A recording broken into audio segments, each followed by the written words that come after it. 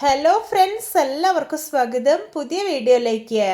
ഇന്ന് ഞാൻ വന്നിട്ടുള്ളത് എല്ലാവരും കഴിക്കാൻ ആഗ്രഹിക്കുന്ന രുചികരമായിട്ടുള്ള ഒരു സ്നാക്ക് ആയിട്ടാണ്.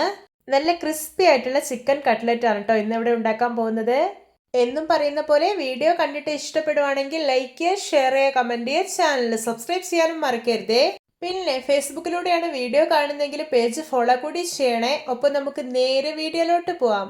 ആദ്യം കട്ട്ലറ്റിന്റെ മസാലക്കൂട്ട് റെഡിയാക്കാം. അതിനായിട്ട് ഞാൻ ഇവിടെ ഒരു കടായി അടുപ്പത്ത് വെച്ചിട്ടുണ്ട്. ഇതിലോട്ട് 2 ടേബിൾ സ്പൂൺ ഓയിൽ ഒഴിച്ചു കൊടുക്കാം. ഓയിൽ ചൂടായിട്ട് വരുമ്പോൾ 2 വലിയ ഉള്ളി അരിഞ്ഞത് ഇട്ട് കൊടുക്കാം. പിന്നെ ഇതിലോട്ട് ആവശ്യത്തിന് ഉപ്പ് ചേർത്ത് കൊടുക്കാം. എന്നിട്ട് നല്ല പോലെ ഒന്ന് വഴറ്റിയെടുക്കാം. ഉള്ളി ഒന്ന് വഴന്നു വരുമ്പോൾ ഇതിലോട്ട് 1.5 ടേബിൾ സ്പൂൺ ഇഞ്ചി വെളുത്തുള്ളി ചതച്ചതും 2 പച്ചമുളക് അരിഞ്ഞത് ഇട്ട് കൊടുക്കാം. ഇനി ഇതിലോട്ട് 1 ടീസ്പൂൺ മുളക് പൊടി, 1/2 ടീസ്പൂൺ മല്ലിപ്പൊടി, 1/4 ടീസ്പൂൺ മഞ്ഞൾപ്പൊടി, 1/2 ടീസ്പൂൺ കുരുമുളക് പൊടി, 1/4 ടീസ്പൂൺ ഗരം മസാല ഇതെല്ലാം ഇട്ട് കൊടുക്കാം. എന്നിട്ട് ഇതെല്ലാം ഒന്ന് മിക്സ് ചെയ്തെടുക്കാം. ഇനി ഇതിലോട്ട് ഒരു 2 പൊട്ടറ്റോ വേവിച്ച് ഉടച്ചെടുത്തിട്ടാണ് ഇത് കൂടി ചേർക്കാം. ഇനി ഇതിലോട്ട് ചിക്കൻ ചേർത്ത് കൊടുക്കാം. ഞാനിവിടെ ഒരു മീഡിയം സൈസിലുള്ള 4 പീസ് ചിക്കൻ ഒന്ന് വേവിച്ചതിന് ശേഷം ക്രഷ് ചെയ്തെടുത്തിട്ടുള്ളതാണ്. എന്നിട്ട് ഈ ചിക്കനിലെല്ലാം നല്ലപോലെ മസാലയൊക്കെ പിടിക്കും ഇതൊന്ന് ഇളക്കി യോജിപ്പിച്ചെടുക്കാം. ഇതിലോട്ടൊരു 8 ടേബിൾ സ്പൂൺ ബ്രെഡ് ക്രംസ് ചേർക്കുന്നുണ്ട്. പിന്നെ കുറച്ച് മല്ലിയിലയും കറിവേപ്പിലയും അരിഞ്ഞത് ഇട്ട് കൊടുക്കാം. എന്നിട്ട് വീണ്ടും ഇളക്കി യോജിപ്പിച്ചെടുക്കാം.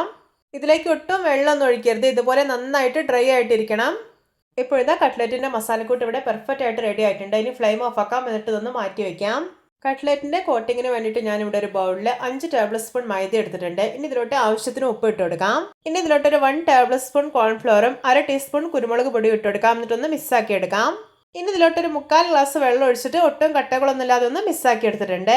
ഇനി കട്ട്ലേറ്റ് ഉണ്ടാക്കിയെടുക്കാം. അതിനായിട്ട് മസാലക്കൂട്ട് കുറേശ്ശെ എടുത്തിട്ടൊന്ന് ഉരുട്ടിയെടുക്കാം. ശേഷം ഉള്ളം കയ്യിൽ വെച്ചിട്ട് ഇതാ ഇതുപോലെ ഒന്ന് റൗണ്ട് ഷേപ്പ് ആക്കി എടുക്കാം. അപ്പോൾ ഇത്രയേ ഉള്ളൂ. ഇതുപോലെ എല്ലാം ചെയ്തെടുത്തിട്ടുണ്ട്. പിന്നെ കട്ട്ലറ്റിന്റെ ഷേപ്പ് ഒക്കെ നിങ്ങൾക്ക് ഇഷ്ടമുള്ളതുപോലെ ചെയ്തെടുക്കാവുന്നതാണ്. നേരത്തെ റെഡിയാക്കി വെച്ചിരിക്കുന്ന കോട്ട് മിക്സ് ഉണ്ടല്ലോ അതിലിട്ടിട്ട് നന്നായിട്ടൊന്ന് കോട്ട് ചെയ്തെടുക്കാം. ശേഷം ബ്രെഡ് ക്രംസിൽ ഇട്ട് കൊടുക്കാം. എന്നിട്ട് നല്ലപോലെ കവർ ചെയ്ത് കൂടി എടുക്കാം. അപ്പോൾ ഇതുപോലെ എല്ലാം ചെയ്തെടുത്തിട്ടുണ്ട്. ഇനി ഇത് ഫ്രൈ ചെയ്തെടുക്കാം. അതിനായിട്ട് ഞാനിവിടെ ഒരു കടായിൽ എണ്ണ ഒഴിച്ച് ചൂടാക്കി എടുത്തിട്ടുണ്ട്. ഇനി ഇത് ഓരോന്നായിട്ട് എണ്ണയിലോട്ട് ഇട്ടുകൊടുക്കാം. എണ്ണ നന്നായി ചൂടായി കഴിഞ്ഞാൽ പിന്നെ ഒരു മീഡിയം ഫ്ലെയിമിൽ വെക്കണം. എന്നിട്ട് വേണം ഇത് ഫ്രൈ ചെയ്തെടുക്കാനായിട്ട്.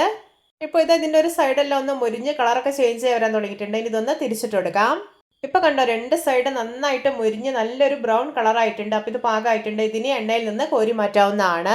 ഇത് നമ്മുടെ രുചികരമായിട്ടുള്ള ചിക്കൻ കട്ട്ലറ്റ് റെഡി. നോക്കിയേ, കാണുമ്പോൾ തന്നെ കൊതി വരുന്നില്ലേ? ഒട്ടും എണ്ണ കുടിക്കുകയോ പൊട്ടിപ്പോവുകയോ ഒന്നും ചെയ്തിട്ടില്ല. നല്ല പെർഫെക്റ്റ് ആയി തന്നെ റെഡിയായി കിട്ടിയിട്ടുണ്ട്. ഇത് ഉണ്ടാക്കിയിട്ട് അപ്പോൾ തന്നെ നല്ല ക്രിസ്മസോടെ കഴിക്കണം. അപ്പോഴാണ് റിയൽ ടേസ്റ്റ് ഉള്ളത്. എല്ലാവർക്കും എൻ്റെ simple and tasty chicken cutlet ഇഷ്ടപ്പെട്ടെന്ന് വിചാരിക്കുന്നു. ഇഷ്ടപ്പെട്ട് സപ്പോർട്ട് ചെയ്യാൻ മറക്കരുത്. ഒപ്പം ഇതുപോലെയുള്ള വെറൈറ്റി വീഡിയോകളായി നമുക്ക് വീണ്ടും കണ്ടുമുട്ടാം. Okay, bye bye.